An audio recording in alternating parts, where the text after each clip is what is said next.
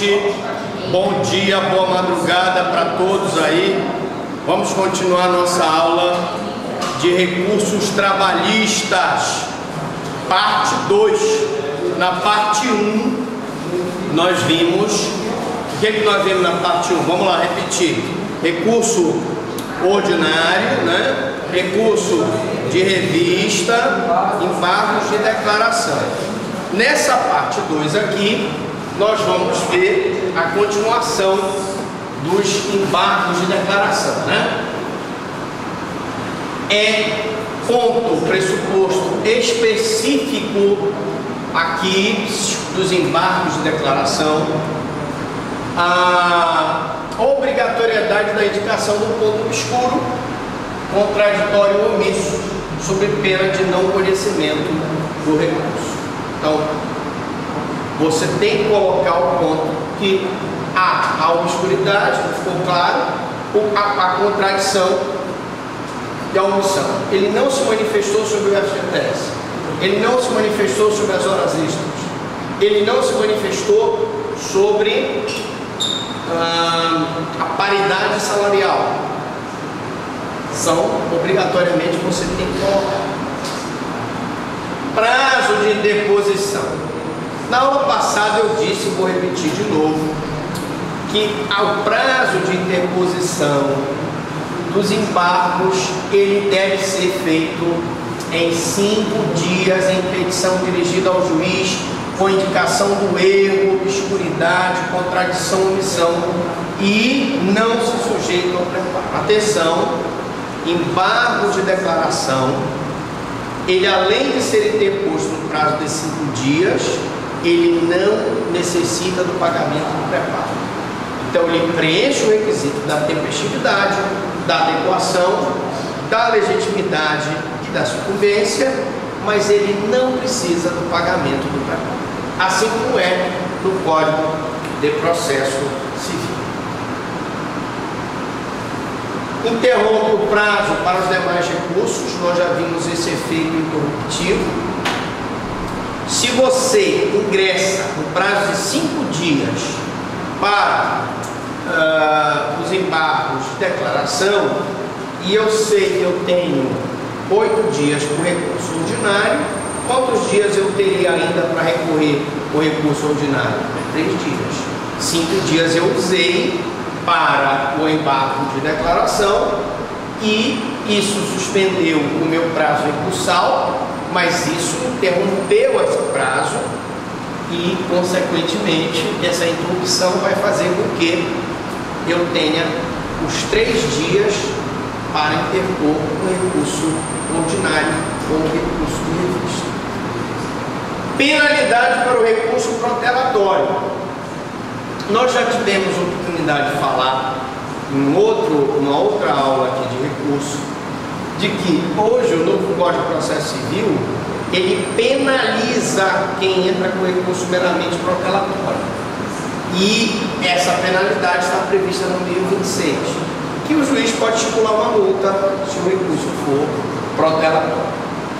Não há incidência de custas e depósito recursal.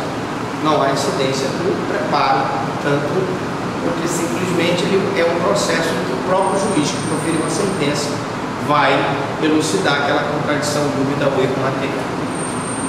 Bom, meus amigos, assim nós encerramos os embargos de declaração e já sem mais delongas entramos nessa parte 2 da aula de recursos trabalhistas, falando desses recursos aqui. Esses recursos que você, meu amigo, nunca nem ouviu falar na vida. É o agravo de petição, o agravo de instrumento no processo trabalhista, o agravo regimental e o agravo interno, o agravinho. Então nós vamos falar agora: agravo de petição, agravo de instrumento, agravo regimental e agravo interno. Essa é a segunda parte da aula de recursos trabalhistas. Bom, começando com o agravo de petição.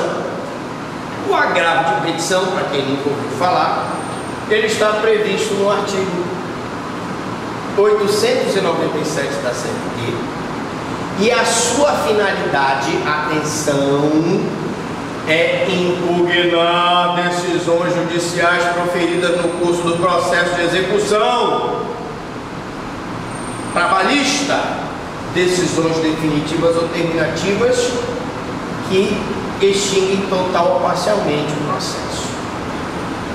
Agravo de petição. Qual seria nessa mesma situação o recurso no processo civil? Qual seria? Qual é o recurso do processo civil que serve para impugnar decisões judiciais proferidas no curso do processo de execução? Hein? Embargos à execução. E qual recurso no processo penal que serve para impugnar decisões judiciais proferidas no curso do processo de execução? Agravo e execução.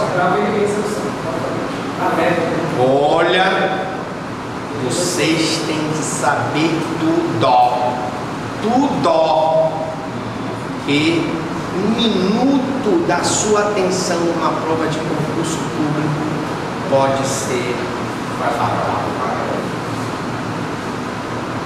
Então, se for o processo trabalhista, agravo de petição para impugnar decisões judiciais proferidas no curso do processo de execução, sentenças definitivas ou terminativas do processo de execução trabalhista, tá? Essas sentenças, elas têm que extinguir total ou parcialmente a execução, embora a parte da doutrina e jurisprudência aceite a interposição em face de decisões interlocutórias no processo de execução trabalhista, o que ampliaria o agravo de petição para as decisões interlocutórias. Parte da doutrina que entende que não cabe diz que as decisões interlocutórias no processo de execução trabalhista têm que ser impugnadas pelo agravo de instrumento. Alright, boys? Pressuposto específico do agravo de execução, delimitação da matéria, valores. Eu já tenho aí uma penhora, eu já tenho os valores que serão pagos a título de indenização, terra trabalhista, e então, delimitando-se a matéria e os valores, eu posso entrar com agravo. Prazo. Nós já vimos processo trabalhista, prazo de 8 dias a contar da decisão de execução que será impugnada, dirigida sempre ao juízo ACO, o juízo da execução, né, que proferiu a decisão. Custas pagas ao final na forma do artigo 789-A, certo? Então, cabe pagamento de custas? Sim. Pago? Sim. Na forma do que dispõe o artigo 789-A, você vai lá, pesquisa o 789-A, está lá na série. Preparo. A doutrina majoritária entende que não é necessário o depósito judicial para se interpor agravo de petição. Doutrina majoritária.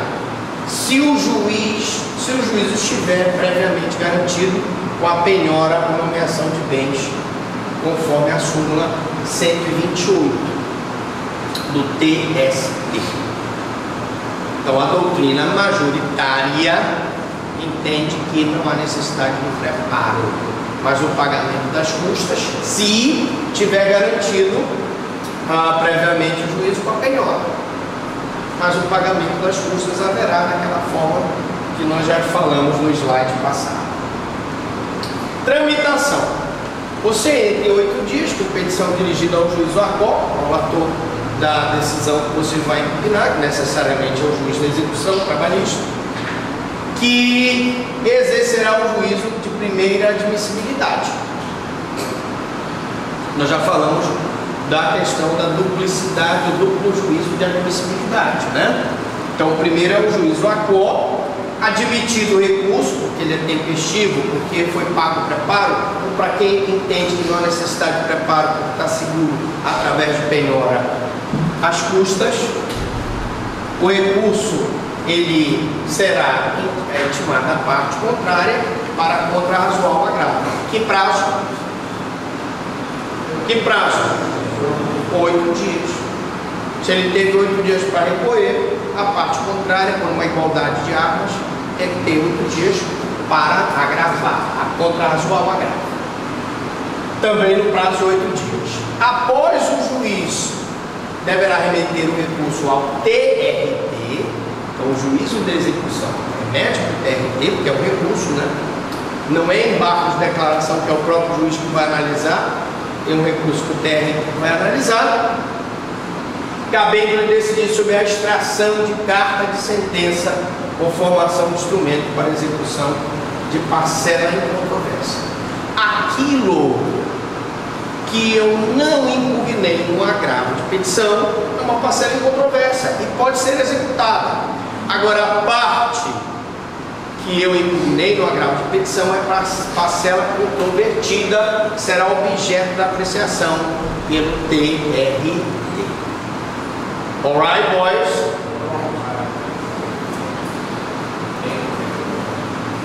Julgamento competirá a uma das turmas do tribunal, e aí o TRT tem as suas turmas lá, e uma das turmas vai julgar, sendo aquela sistemática que eu já expliquei. Tu formas uma turma aqui, tu tens a relatora do processo, essa relatora do processo, ela dá a parte, o prazo de 8 dias para contrarrazoar.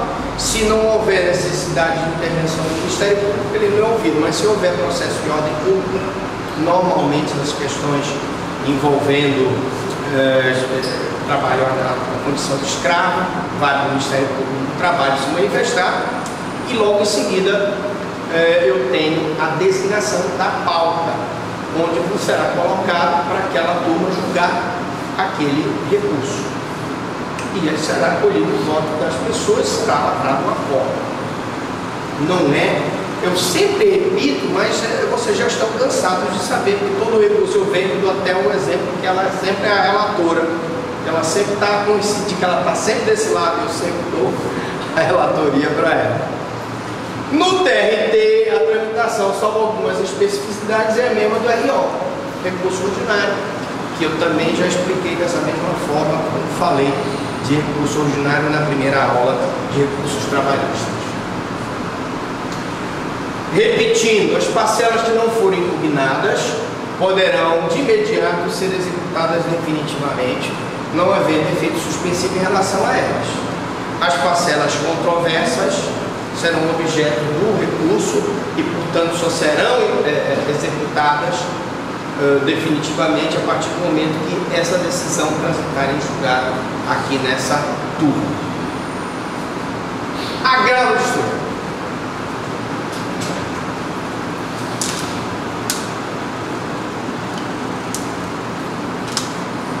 O agravo de instrumento do processo trabalhista tem fundamento no artigo 897b de bola da CLT. E a finalidade dele, como não poderia deixar de ser, é impugnar despachos que denegam seguimento ao recurso. Gente, agravo de instrumento no processo trabalhista tem como objetivo impugnar despachos que denegam seguimento ao recurso. Então, se eu não, é um destrancador de recurso.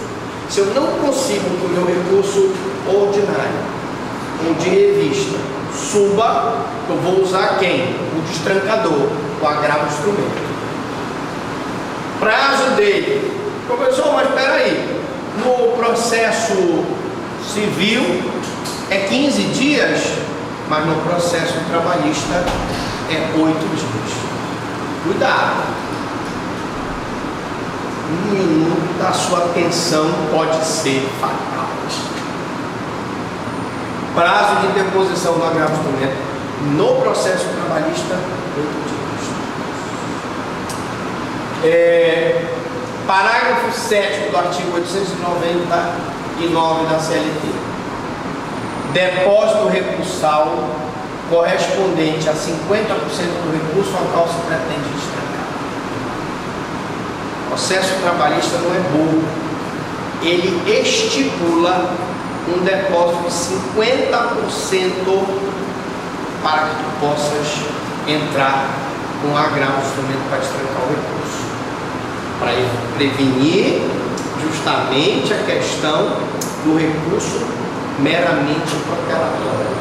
Diga lá. Com exceção dos beneficiários da justiça gratuita. Ah, sim.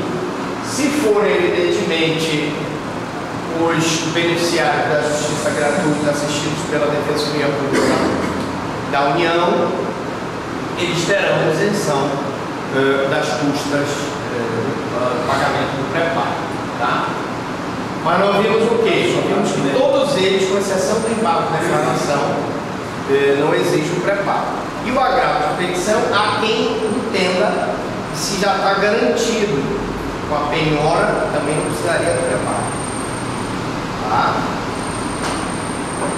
Mas o que a gente quer evitar aqui com a multa é justamente a questão do recurso meramente protelatório. Tramitação. Bom, interposto perante o juízo, que não conheceu o recurso especial, o recurso ordinário ou de revista, admite-se o juízo de retratação. Então eu entro com agravo de instrumento, o juízo lá que indeferiu o recurso ordinário ou de revista pode se retratar e dizer: não, realmente, estou lendo aqui teus argumentos aqui no teu agravo e chego à conclusão que realmente você tem razão, esse recurso tem que ser recebido. É o caso, por exemplo, de juízes que deferem ou achar que é intempestivo, e depois no agravo eu posso usar o embargo de declaração para esclarecer o juiz da tempestividade, ou posso, o agravo do instrumento, tentar destrancar ele. Mas o fato é que aqui cabe o juízo de retratação. Admite-se esse juízo para que esse recurso possa subir. E a intimação do agravado para contrarrazoar o agravo deve ser o mesmo prazo. Se o agravo em 8 dias, contrarrazões tem que ser também 8 dias. Mesmo a sistemática. É distribuído para a turma. Tem a nossa secretária da turma. Feito sorteio do relator. Cai na mão dela. Ela é relatora. Ela intima a parte para contrarrazoar no prazo de 8 dias.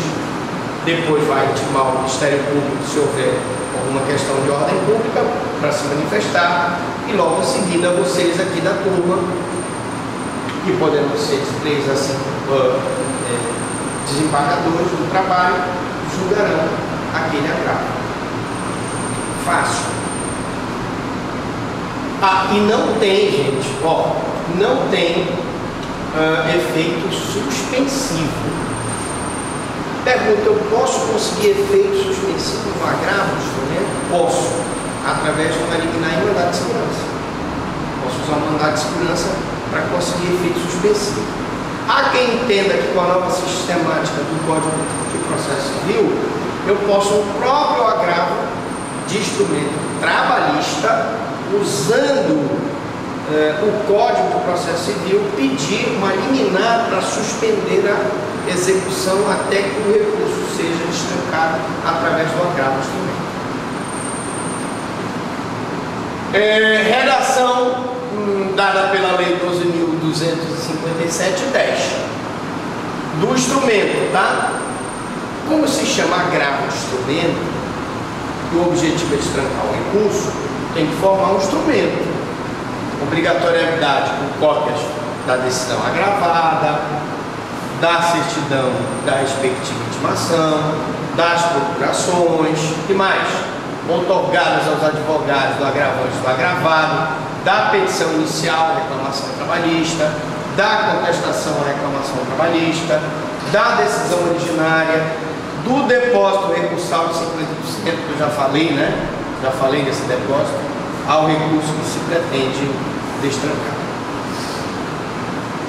Da comprovação do recolhimento das custas, nós já vimos que é uma previsão que está no parágrafo 7º do artigo 899 e que diz que no ato da interposição do agravo do instrumento, o depósito recursável será correspondente a 50% do valor do depósito de recurso, a qual se pretende destrancar, lembrando, como eu falei ainda há pouco, foi lembrado pelo nosso colega, que se a parte estiver assistida pela Defensoria Pública da União, for pobre no sentido da lei, será dispensado o pagamento desse depósito recursável. Agravo regimental. Não se perca. Nós falamos do agravo de petição, falamos do agravo de instrumento e agora vamos para o agravo regimental. Essa aula é tudo que você queria saber dos recursos do processo trabalhista e nunca teve coragem de perguntar.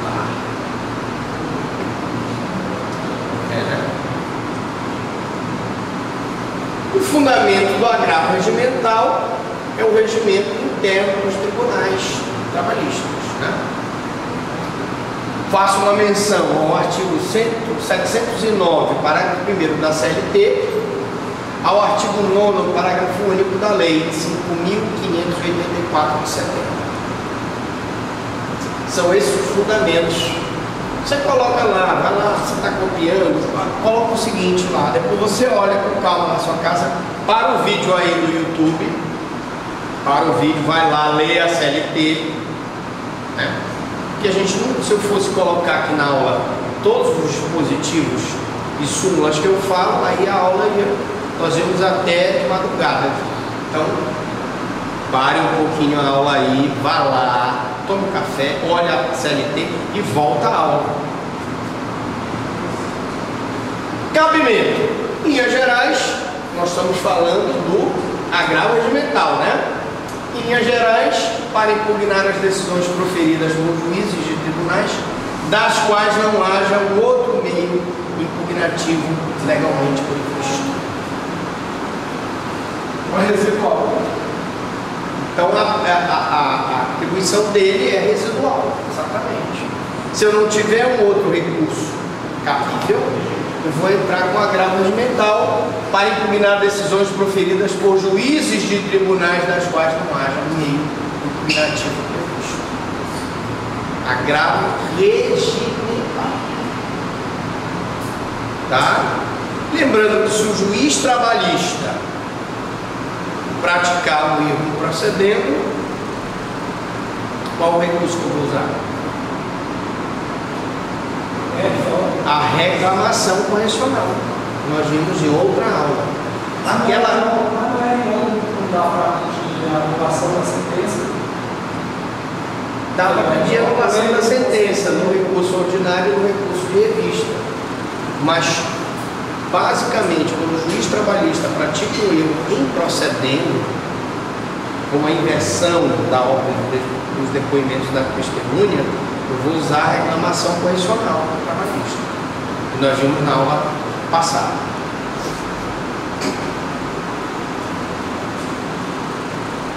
Então, o agravo regimental tem natureza residual, ele vai impugnar decisões proferidas por juízes, magistrados, de tribunais das quais não haja um recurso cabível. Observação: as decisões que denegarem seguimento ao recurso de embargos no TST, o recurso não é um agravo de instrumento, e sim um agravo regimental. Repetindo, nós vimos que o agravo instrumento no processo trabalhista serve para destrancar os recursos. Todavia, das decisões que denegarem seguimento ao recurso de embargos no TST, seguimento ao recurso de embargos no TST, o recurso não é o agravo de instrumento, é o agravo regimental. Cuidado. Muita gente boa caiu nessa pegadinha no último concurso de procurador do Estado.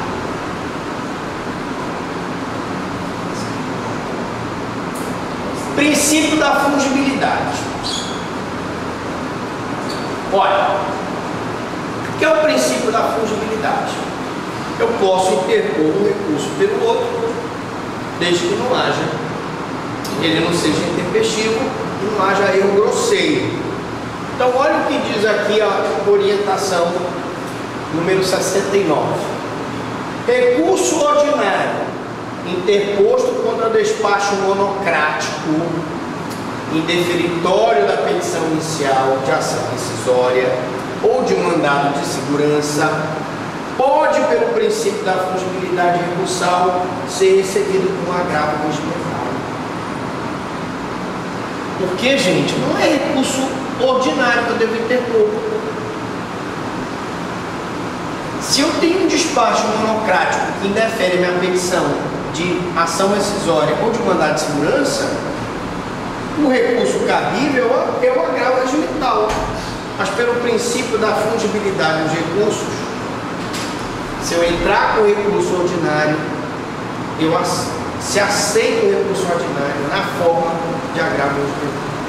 Mas da decisão que no despacho monocrático indeferitório de petição inicial de ação rescisória ou mandado de segurança, cabe agravo regimental.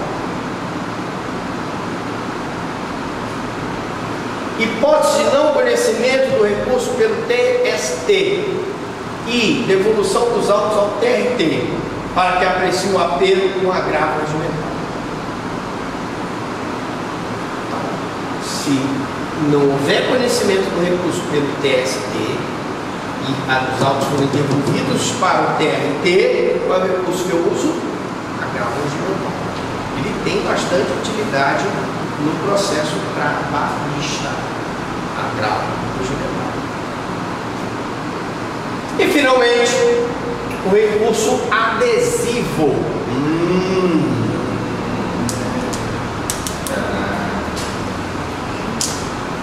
Pergunta é: cabe recurso adesivo no processo trabalhista?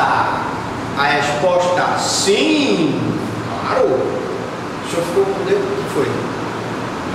O senhor apontou o dedo para mim? É para mim o dedo? Está pensando. Aplicabilidade subsidiária do CPC, súmula 283 do TST.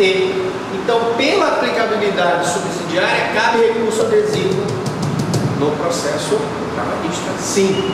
Então, tudo que você ouviu sobre recurso adesivo na aula de recurso adesivo, eu não vou repetir, serve para cá.